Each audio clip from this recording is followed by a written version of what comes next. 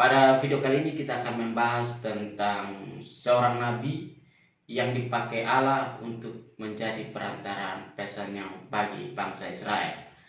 Nabi ini kurang familiar di telinga kita, namun pesan-pesannya sangat relevan sampai dengan saat ini. Siapa dia?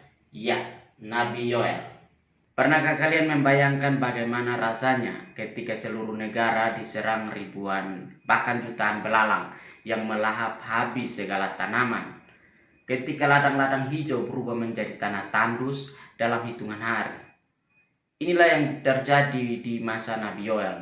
Dan dari bencana ini muncul salah satu pesan paling indah tentang pertobatan dan pengharapan dalam Alkitab. Mari kita berkenalan dengan Nabi Yoel. Nama Yoel dalam bahasa Ibrani artinya Tuhan adalah Allah, nama yang sangat indah. Nabi Yoel adalah anak Petuel dan dia melayani sebagai nabi di kerajaan Yehuda.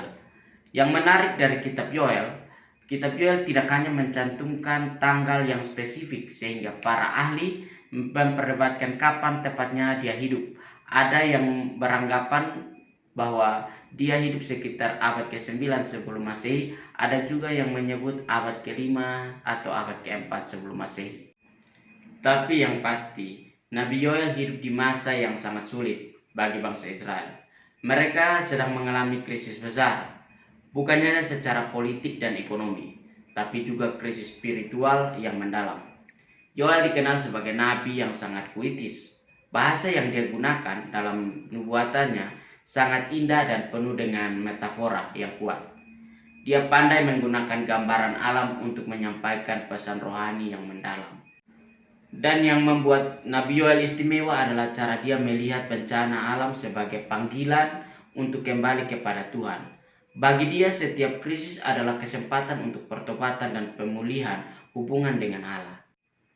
Sekarang mari kita masuk pada peristiwa utama yang menjadi latar belakang pelayanan Nabi Yoel, serangan belalang yang dahsyat. Yoel pasal 1 ayat 4 menggambarkan dengan sangat jelas apa yang ditinggalkan belalang penggerip dimakan belalang pindah.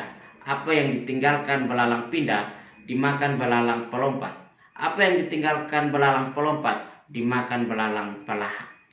Bayangkan, ada 4 jenis belalang yang menyerang secara berurutan. Ini bukan sekadar serangan biasa, tapi kehancuran total. Setiap jenis belalang menghabiskan apa yang tersisa dari serangan sebelumnya. Dampaknya adalah pohon anggur layu dan hancur, pohon ara patah dan terkelupas, ladang gandum yang hijau jelai musnah. Bahkan persembahan di bait suci berhenti karena tidak ada hasil panen. Para imam menangis, para petani meratap, seluruh bangsa dalam kesedihan mendalam. Ini adalah bencana nasional yang mengancam kelangsungan hidup bangsa Israel. Tapi tunggu dulu, apa ini hanya bencana alam biasa? Yoel melihat lebih dalam. Bagi dia serangan belalang ini adalah gambaran dari hari Tuhan, hari penghakiman Allah yang akan datang. Belalang-belalang ini bukan hanya serangga, tetapi simbol dari tentara Allah yang mendisiplinkan umatnya. Dan Yoel pasal 2 ayat 11 berkata, Tuhan memperdengarkan suaranya di depan tentaranya, sebab tentaranya sangat besar dan perkasa. Orang yang melaksanakan firman-Nya, sungguh hari Tuhan itu besar dan sangat dahsyat. Siapakah yang dapat tahan menghadapinya? Di tengah kehancuran yang mengerikan ini, apakah yang dilakukan Nabi Yoel? Apakah dia hanya berdiri dan berkata, sudahlah, ini adalah takdir? Sama sekali tidak. Yoel justru memberikan pesan yang paling indah tentang pertobatan dalam seluruh Alkitab. Ada ayat yang terkenal dari Yoel pasal 2 ayatnya yang ke-12 dan ke-13. Tetapi sekarang juga demikianlah firman Tuhan. Berbaliklah kepadaku dengan segenap hatimu dengan berpuasa dengan menangis, dengan berkabung, koyakanlah hatimu dan jangan pakaianmu. Berbaliklah kepada Tuhan Allahmu, sebab Ia pengasih dan penyayang, panjang sabar dan berlimpah kasih setia, dan Ia menyesal akan malapetaka. Perhatikanlah kata-kata yang digunakan Nabi Yoel. Sekarang juga ada urgensi di sini. Tidak ada waktu untuk menunda-nunda. Saat ini adalah waktu yang tepat untuk bertobat. Dan lihat bagaimana Yoel menggambarkan pertobatan yang sejati. Dengan segenap hati, yang berarti bukan setengah-setengah. Dengan berpuasa, yang berarti menunjukkan kesungguhan. Dengan menangis dan berkabung, yaitu dengan penyesalan yang mendalam. Terus mengkoyakkan hatimu, bukan pakaianmu, merupakan perubahan dari dalam, bukan sekedar ritual di luar. Yang luar biasa adalah alasan mengapa kita harus bertobat. Bukan karena Tuhan itu kejam dan menuntut balas, tapi justru karena Ia pengasih dan penyayang, panjang sabar dan berlimpah kasih setia. Yoel kemudian mengajak seluruh bangsa untuk berkumpul dalam ibadah bersama, dari bayi hingga orang tua, dari imam-imam hingga rakyat biasa. Semua dipanggil untuk bersatu dalam pertobatan. Dan inilah bagian yang paling mengharumkan dari pesan Nabi Yoel, janji pemulihan Allah. Setelah panggilan pertobatan yang mendesak, Nabi Yoel menyampaikan janji-janji Allah yang luar biasa dan indah. Pada Yoel pasal 2 ayatnya yang ke-25 dan 26. Maka aku akan mengganti bagianmu tahun-tahun yang dimakan habis belalang pindah, belalang pelompat, belalang pelahap, dan belalang penggerit. Tentaraku yang kukirim kepadamu, kamu akan makan berlimpah-limpah dan menjadi kenyang dan memuji nama Tuhan Allahmu yang mengadakan perbuatan ajaib di antaramu, dan umatku tidak akan mendapat malu untuk selama-lamanya. Allah berjanji akan mengganti tahun-tahun yang dimakan belalang. Ini bukan hanya tentang pemulihan fisik, tetapi pemulihan total, spiritual, emosional, dan material.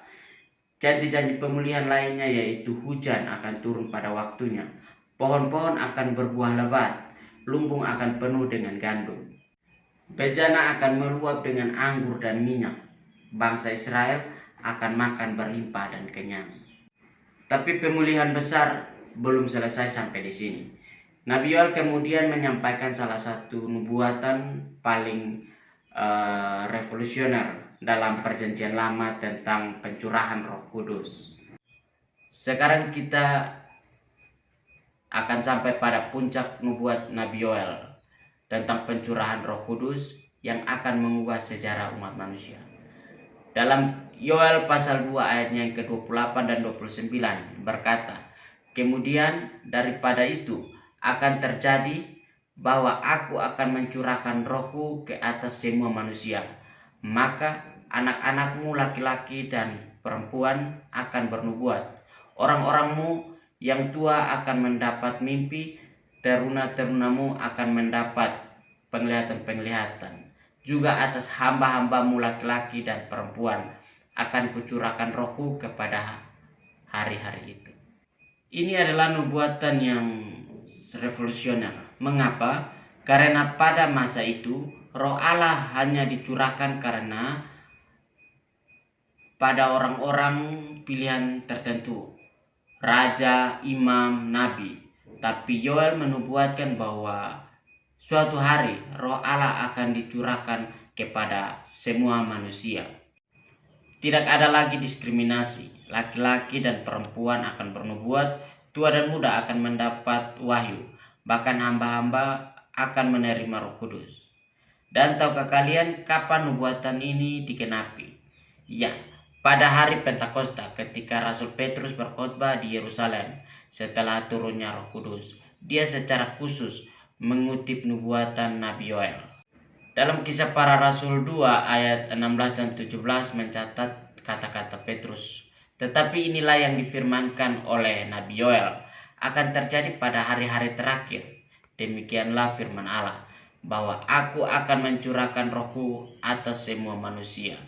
Jadi nubuatan Nabi Yoel yang disampaikan ratusan tahun sebelumnya akhirnya digenapi dengan sempurna melalui karya Yesus Kristus dan pencurahan Roh Kudus. Tapi pesan Yoel belum selesai. Dia juga berbicara tentang hari Tuhan, hari penghakiman akhir yang akan datang. Dalam Yoel pasal 2 ayatnya yang ke-30 dan 31 menggambarkan tanda-tanda mengerikan. Aku akan mengadakan mujizat-mujizat di langit dan di bumi, darah dan api, dan gumpalan-gumpalan asap. Matahari akan berubah menjadi gelap gulita dan bulan menjadi darah sebelum datangnya hari Tuhan yang besar dan dahsyat itu. Tapi di tengah gambaran yang menakutkan ini, Nabi Yoel memberikan harapan. Barang siapa yang berseru kepada Tuhan akan diselamatkan. Yoel juga menubuatkan tentang lembah Yosafat, tempat di mana Allah akan menghakimi bangsa-bangsa. Ini adalah gambaran tentang penghakiman pada akhir zaman, di mana keadilan Allah akan ditegakkan dengan sempurna. Yang menarik di tengah penghakiman ini, Nabi Yoel tetap menekankan karakter Allah yang mengasihi umatnya. Tuhan akan mengaum dari Sion, tapi Tuhan akan menjadi tempat perlindungan bagi umatnya dan benteng bagi orang Israel. Jadi, apa yang bisa kita pelajari dari Nabi Yoel untuk hidup kita hari ini? Pertama, krisis dan kesulitan dalam hidup bisa menjadi panggilan Allah untuk kembali kepadanya, seperti serangan belalang yang membangunkan bangsa Israel. Mungkin kesulitan yang kita hadapi saat ini adalah cara Tuhan untuk memanggil kita untuk lebih dekat kepadanya. Yang kedua, pertobatan yang sejati adalah perubahan hati, bukan sekedar ritual lahiriah. Koyakanlah hatimu, jangan pakaian. Ketiga, Allah adalah Allah yang mengganti tahun-tahun yang dimakan belalang. Apapun yang telah hancur atau hilang dalam hidup kita, Allah mampu memulihkannya dengan cara yang luar biasa. Yang keempat, janji pencurahan Roh Kudus masih berlaku untuk kita hari ini. Setiap orang yang percaya dapat mengalami kuasa dan pimpinan Roh Kudus dalam hidupnya. Terima kasih sudah menonton video ini sampai akhir. Jangan lupa like, subscribe, dan share ke teman-teman kalian. Tuliskan di kolom komentar bagaimana dari pesan Nabi Yoel yang paling menyentuh hati teman-teman. Sampai jumpa di video berikutnya, dan ingat, seperti pesan Nabi Yoel, barang siapa berseru kepada nama Tuhan akan diselamatkan.